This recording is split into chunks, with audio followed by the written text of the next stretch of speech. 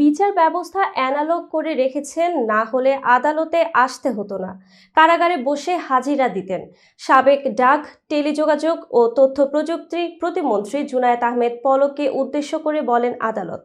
তখন মহানগর দায়রা জজকে পলক জানান, করোনার সময় চালু করেছিলাম, অনেক সীমাবদ্ধতা ছিল, চেষ্টা করেছি, পরে আর আগানো যায়নি। সোমবার ঢাকা মহানগর জ্যেষ্ঠ বিশেষ জজ মোহাম্মদ জাকির হোসেন এসব কথা বলেন। এ সময় দুদকের আবেদনের পরিপ্রেক্ষিতে তাকে গ্রেফতারের আদেশ দেন আদালত। জুনায়েদ আহমেদ পলকের সঙ্গে সাবেক স্বরাষ্ট্রমন্ত্রী আসাদুজ্জামান খান, কমলের ছেলে শাফি মোস্তাসির খান জ্যোতিকে গ্রেফতার দেখেছেন আদালত। পলককে গ্রেফতার দেখানোর আবেদন করেন মামলার তদন্ত কর্মকর্তা দুদকের সহকারী পরিচালক আলামিন।